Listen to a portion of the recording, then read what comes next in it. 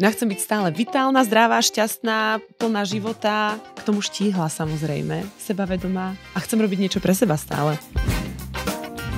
Podcast s Antóniou Mačingovou. Prestaňte dietovať, naučte sa jesť.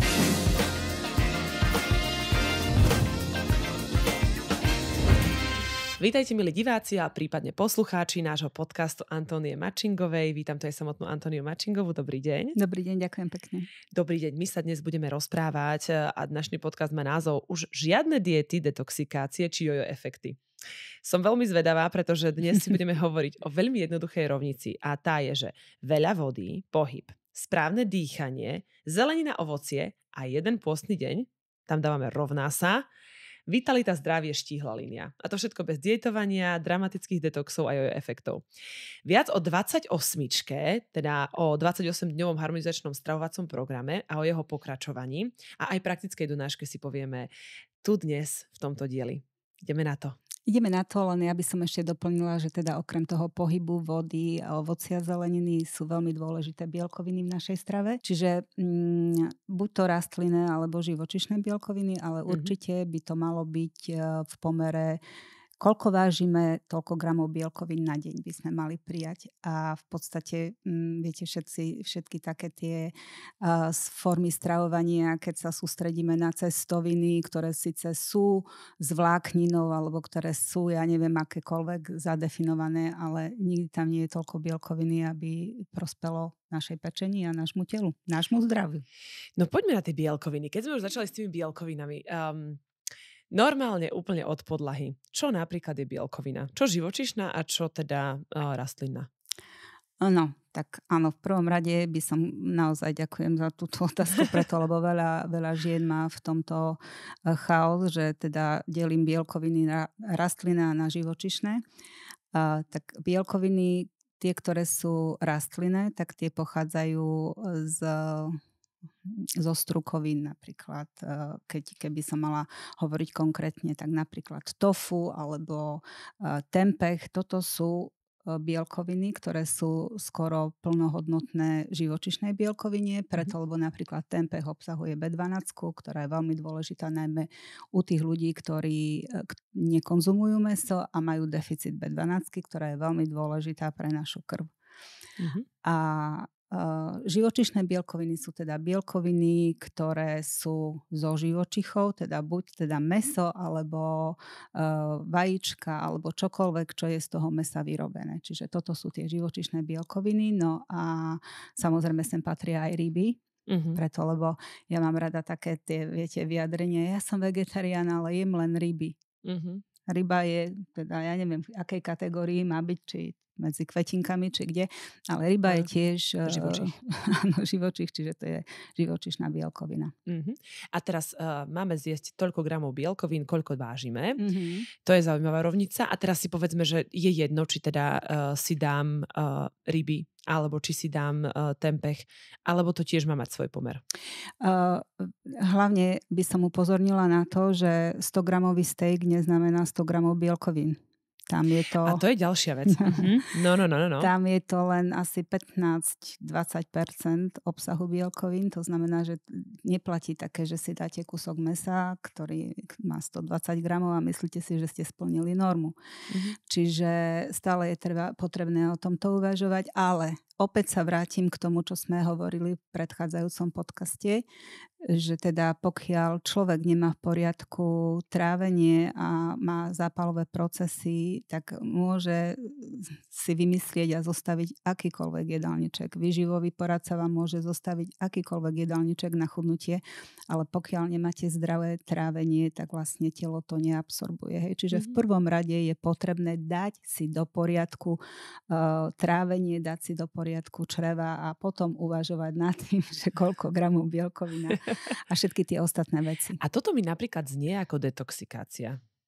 A my sme sľubovali už na úvod tohto podcastu, že žiadne detoxikácie. Takže ako to je?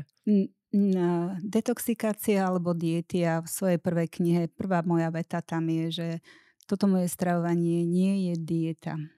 Lebo dieta je o časovo obmedzenom úseku alebo o úseku časovo obmedzenom, kde my meníme svoje stravovacie návyky preto, lebo chceme, ja neviem, šetriť nejaký orgán. A potom po skončení tejto diety sa vrátime k nášmu pôvodnému stravovaniu.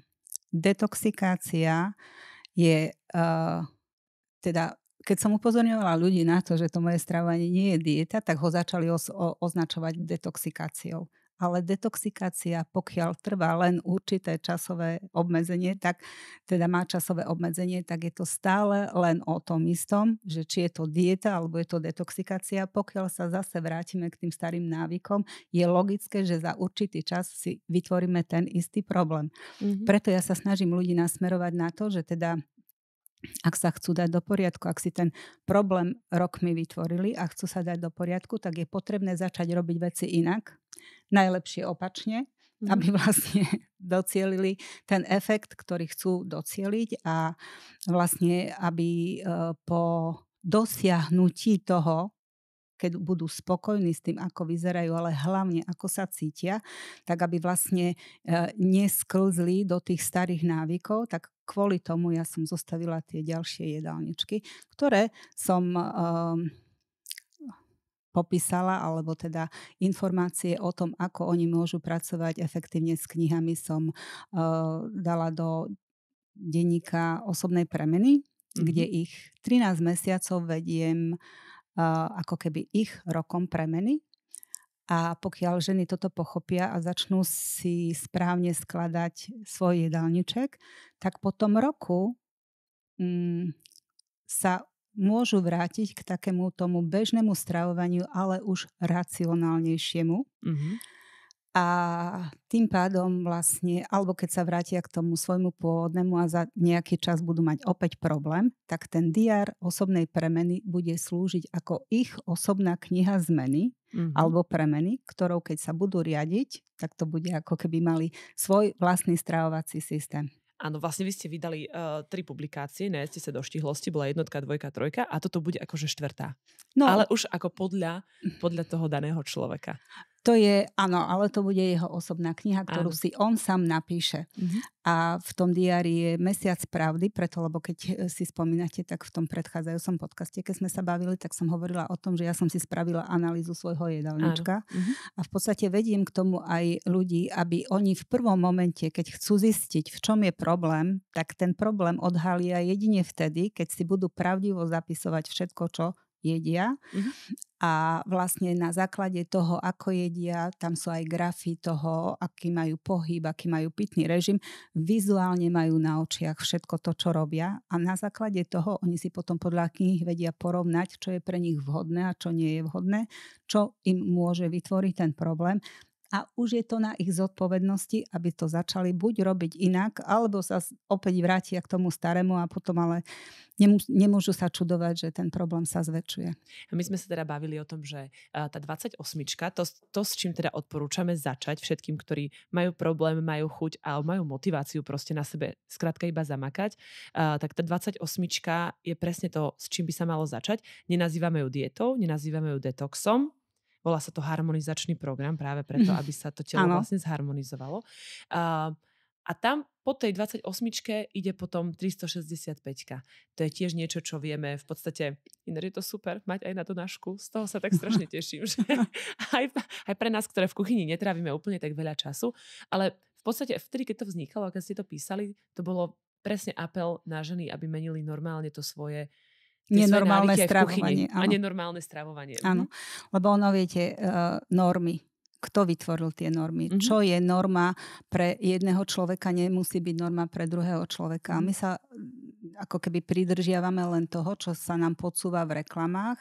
V reklamách sa nám podsúvajú jedlá, ktoré sú lahodné pre naše chuťové bunky a na záver je podsunuté niečo, čo tie problémy vyrieši. Hej? To znamená, že ľudia sú takto vedení, že Ježiši Kristi, ja si môžem dať, čo chcem, dám si nejakú tabletku a dá sa všetko do poriadku. No, nefunguje to takto. Môžeme to vidieť na tom, aké sú preplnené ambulancie u alergologov a v podstate u ľudí, ktorí majú civilizačné choroby.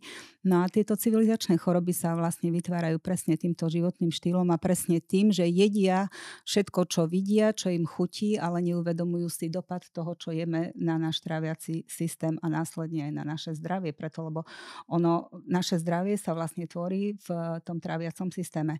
Mhm. To znamená, že tam by som na toto ja apelovala, aby ľudia pri každej ľudskej činnosti je potrebné rozmýšľať a stále, keď... Ale berie to hrozne veľa času. Musíme do toho skočiť. Berie to strašne veľa času sa zamýšľať nad všetkým a že človek už pri tom jedení si hovorí, že že teraz akože je to spojené možno s takým tým oddychom. Preto sa mi zdá fantastické, že je to zhrnuté ako keby do veľmi jednoduchých pravidiel. Niečo, čo 28 dní viem nasledovať, čo sa potom viem pridržať a ešte k tomu celému, že mi to dokáže prísť k dverám.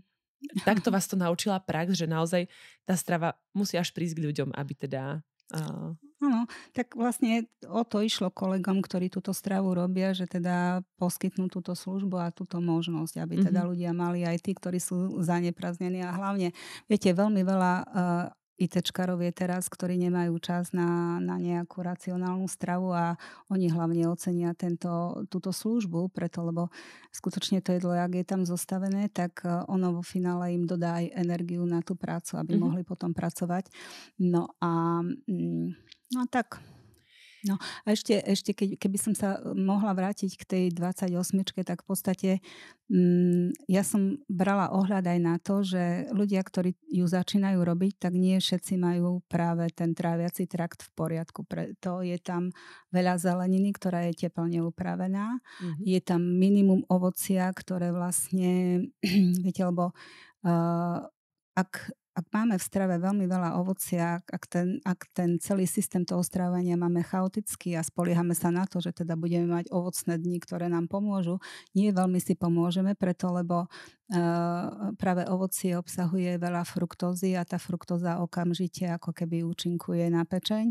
No a potom rôzne také tie krabicové džusy, ktoré sú akože 100% obsahujú fruktózu, čiže je potrebné naozaj rozmýšľať nad tým, že čo dávame do svojho tráviaceho traktu.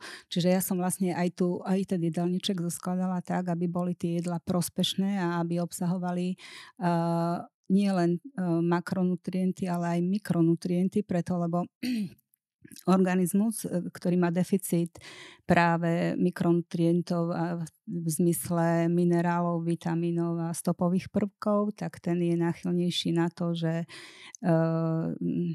na vznik a rozvoj civilizačných chorôb.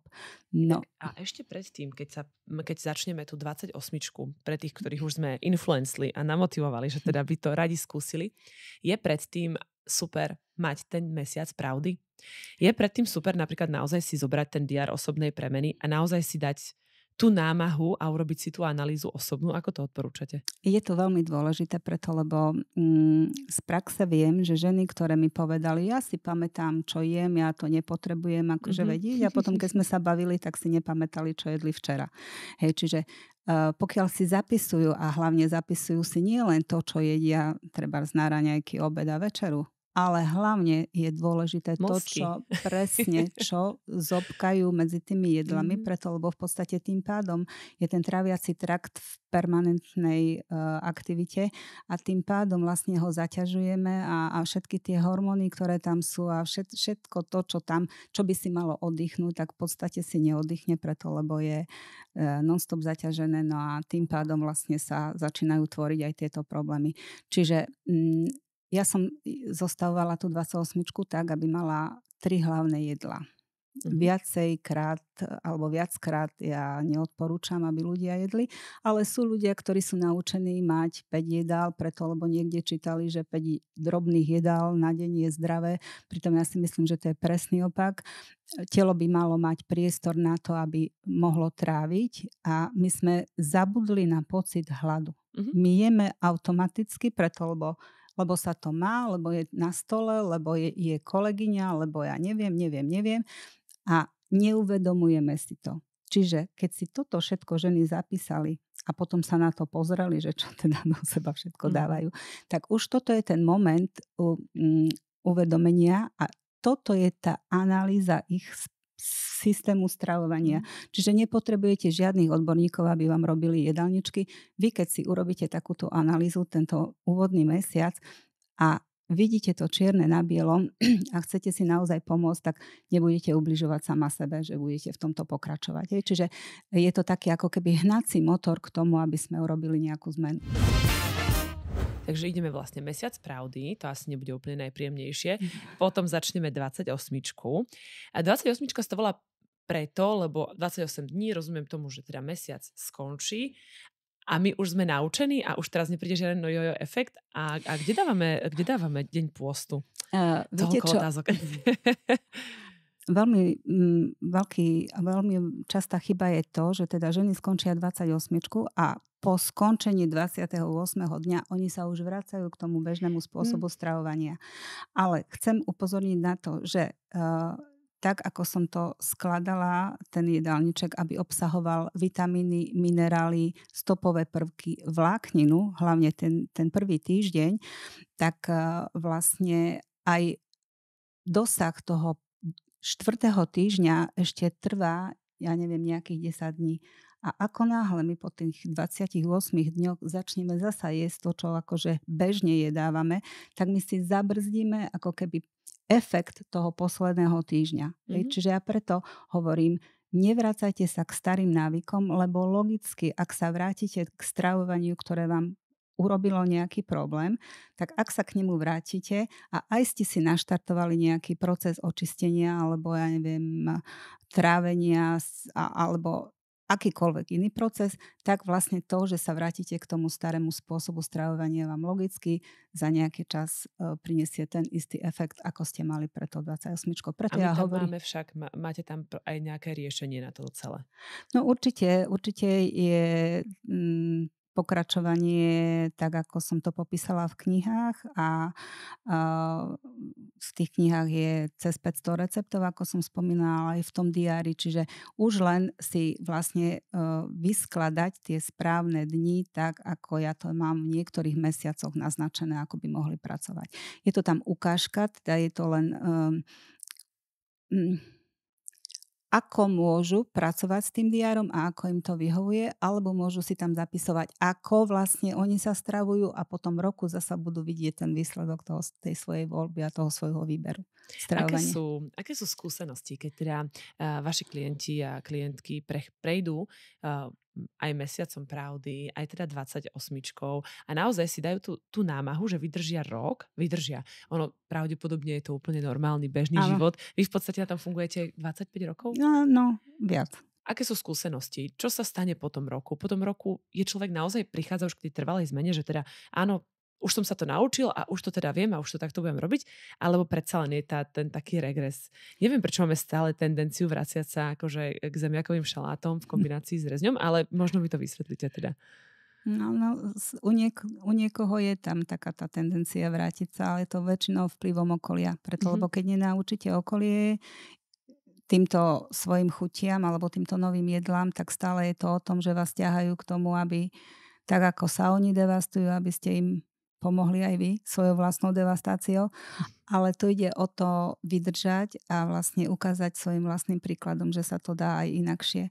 No a v podstate, ako som spomínala, že teda tie jedlá, tie recepty v mojich knihách sú také, že teda vyzerajú a chutia ako tie klasické, tak nájdu tam aj alternatívu k zemiakovému šalátu, aj k rezňom. Čiže tam, dobrá správa. Tam nie je problém a dokonca mi píšu ženy, že teda už sa aj rodina naučila na ten šalát alternatívny k zemiakovému šalátu a že im veľmi chutí. Čiže chcem len to povedať, že koľko energie dá žena do prípravy týchto receptov, tak takto to bude chutiť týmto spolustravníkom. A hlavná vec, ja som stále hovorila, že nám nehovorte im, že idete na nejaké nové diety alebo na nové stravovanie. Jednoducho pripravte ten recept a uvidíte, že to tí chlapi zjedia. Ako náhle im poviete, že idete na dietu alebo na detoxikáciu, tak tí chlapi už len podľa toho, keď si spomenú na to, ako ste reagovali vy, alebo teda ako ste sa chovali pri dietách, keď ste hladovali, tak oni sa už boja toho, že opäť bude doma cirkus, opäť bude stres, takže oni to odmietajú. Ale mám jednu takú veľmi veselú príhodu, keď písala mi jedna pani z Čiech, že teda dala sa na toto stravovanie, veľmi jej chutí cviklový šalát, ale že nevie muža prinútiť, aby s ňou jedol, tak som hovorila, prvé, čo je, nenúte ho do ničoho, preto, lebo ako náhle vytvárame tlak a presviečame niekoho o niečom, tak on prirodzene ako keby ustupuje a nechce sa pridať. Tak som hovorila, dajte ho do misky ten šalát, prikryte ho a napíšte na ňo moje. A o 2 dní mi napísala, že citujem ju, hej, tak o 2 dní mi napísala, von mi to sežral. Takže zjavne mu to chutilo. Takže áno. Z referencií môžeme napríklad aj vybrať, na vašej stránke som našla takú napríklad od Nikoly B, že brokolicová čina na zajtra a treska so zelerovým šalátom a na raňajky budeme mať špaldové mafiny. A inak po mojej 28 minus 6 kg a kopec centimetrov. Som nesmierne šťastná a zdravá. No, áno. Dobre. Akoby sú tie, my sme sa teda nebavili ešte o efekte, samozrejme. Zatiaľ sa bavíme naozaj o tom, čo je zdravé, čo je prirodzené, ako sa na to nastaviť a udržať. Takže môžeme napríklad akoby, neviem, či to máte radi, keď to takto popularizačne poviem, ale minus 6 kg, to, čo tu písala, mi znie super. Hej? A ešte aj špaldové mafiny mi znie super. Minus 6 až minus 8 kilogramov je úplne bežné. A pri plnom pocite nasytenia s tým, že teda sa po prvom alebo po 10 dňoch prestane ako keby ten cukor kolísať, to znamená, že ženy prestanú mať chuť na sladké. A tam je dôležité, aby teda naozaj dodržali aj ten pitný režim. No a vlastne je to pravda. Viete, ja stále hovorím, že darmo ja budem o tom hovoriť, alebo písať, alebo vysvetľovať. Nie, človek to musí vyskúšať. Kým človek neprejde sám týmto spôsobom stravovania, tak ja ho nepresvedčím. Presvedčiť sa môžete iba svojou osobnou skúsenosťou. Potrebujem sa dostať ešte k jojo efektom. To je pomerne nepríjemnosť veľká, lebo sami sme to zažili podľa mňa už 100-krát, že teda frčíme na niečom, celkom to má dobré výsledky a o pol roka zistíme, že vlastne my nie sme tam, kde sme začínali, my sme ešte horšie, ako sme začínali a to je celkom také veľké sklamanie. Aké sú skúsenosti, keď teda človek nabehne na 28 a potom ako keby si naozaj ten rok udrží? Aké sú tam skúsenosti? Čo s tými jojo efektami? No, viete, keď si to udrží, tak ja predpokladám, že za ten rok získa aj nejakú prax. Naučí sa to, naučí si správne vyberať tie potraviny, správne si ich skladať a hlavne chutne pripraviť. Toto je veľmi dôležité, aby to, čo jeme, nám aj chutilo. Ano. Aby teda nie len regulovalo váhu alebo dávalo nám do poriadku trávenie, ale hlavne, aby to chutilo našim chuťovým bunkám. No a ja predpokladám, a teda mám aj skúsenosť, že ženy, ktoré to pochopili, a je ich veľmi veľa, vlastne sa naučili same vytvárať takéto recepty. Čiže o to mi ide, aby to, čo som sa naučila ja, aby sa naučili aj oni, aby neboli odkazaní na žiadnych poradcov, na žiadnych špecialistov, na žiadne knihy, ale aby si to svoje zdravie vytvárali same, aby sa to naučili. To je ináč veľmi pekné. Ďakujem vám veľmi pekne za to, že sme sa mohli pobaviť o tom a naozaj sa baviť o dietovaní, o detoxikovaní, o jojo efektoch, ale hlavne o tom možno, ako udržateľne sa naučiť zdravo stravovať. Ďakujem veľmi pekne. Ďakujem veľmi pekne.